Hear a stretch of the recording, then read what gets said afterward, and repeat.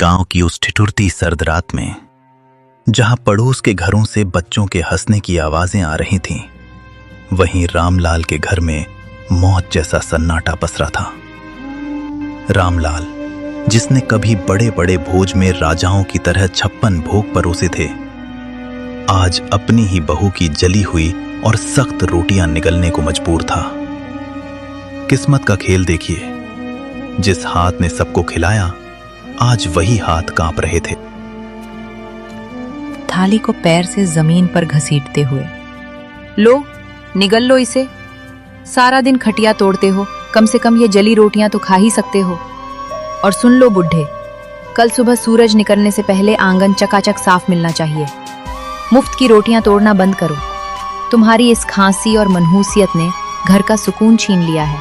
बेटी, गला सूख रहा है, अगर थोड़ा सा गुड़ का टुकड़ा मिल जाता तो ये सूखी रोटी अंदर उतर जाती। गुड़ चाहिए इन्हें? अरे अपनी औकात देखिए, जब से माँ गई है तुम हमारे सिर पर बोझ बन गए हो। सच तो ये है कि तुम्हें भी माँ के साथ ही चले जाना चाहिए था। अब यहाँ हमारे टुकड़ों पर पल रहे हो और नखरे ऐसे जैसे अभी भी किसी रियासत के रसोइये हो।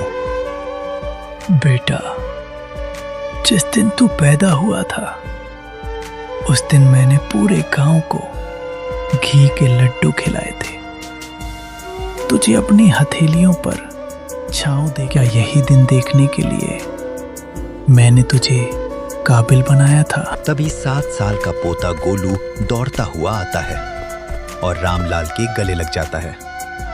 उसकी आंखों में गुस्सा और दुख दोनों हैं। पापा, आप दादाजी को ऐसे क्यों बोल रहे हो?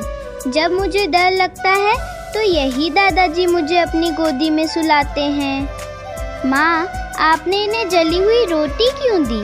क्या आप मुझे भी बड़े होकर ऐसी ही रोटी दोगी? चुप कर गोलू, तू नहीं जानता, ये बूढ़े लोग सिर्फ परेशानी बढ़ाते हैं।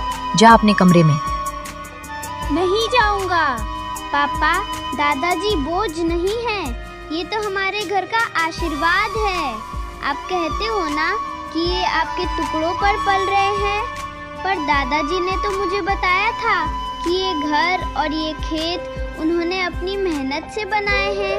फिर ये आपके टुकड़े कैसे हुए? गोलू, तू छोटा है, बड़ों के बीच मत बोल। रामलाल का दर्द तो फिर भी खुले आसमान के नीचे था, जिसे हवाएं सहला देती थीं, पर नेकी राम की सिसकियां उन 4 दीवारों के पीछे दम तोड़ रही थीं, जिन्हें उसने खुद अपने पसीने से सींचा था। उसका बेटा पवन और बहू शीला ने उसे घर के पीछे एक ऐसे स्टोर रूम में फेंक दिया था, जहां कबाड़ और मकड़ी के जालों के सिवा कुछ न था। उस अंधेरी कोठरी में नेकी राम का वजूद भी उस पुराने सामान जैसा हो गया था, जिसे अब कोई छूना नहीं चाहता। शीला, उफ, कितनी सड़ांध और बदबू आती है इस काल कोठरी से। पवन, कल इस बुढ़े के बर्तन एकदम अलग कर देना। मेरे बच्चों को सख्त हिदायत है कि इनके हाथ का छुआ पानी भी न पिएं, कहीं कोई बीमारी न लग जाए। और हाँ, आज इन्हें रात का खाना मत देना, सजा मिलनी चाहिए इन्हें। आज गलती से इन्होंने दीवान खाने के सोफे पर हाथ रख दिया था, सारा सोफा गंदा कर दिया। बेरहमी से कमरे के अंदर झांकते हुए, बिल्कुल सही कह रही हो शीला।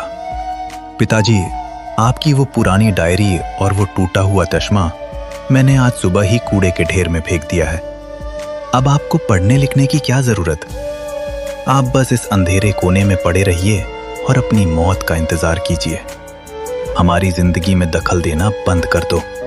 बेटा पवन, अपनी जवानी की एक एक पाई जोड़कर मैंने ये आलीशान घर बनाया था, ताकि तू और तेरे बच्चे सुकून से रह सकें। आज उसी घर का एक कोना मुझे नसीब नहीं। आज मुझे ही तू कूड़ा कह रहा है। जिस चश्मे से मैं तुझे पढ़ते हुए देखता था, उसे ही फेंक दिया। तभी नेकीराम की 6 साल की पोती पिंकी चुपके से कमरे में दाखिल होती है। उसके हाथ में एक छोटी सी पानी की बोतल और अपनी टिफिन से बची हुई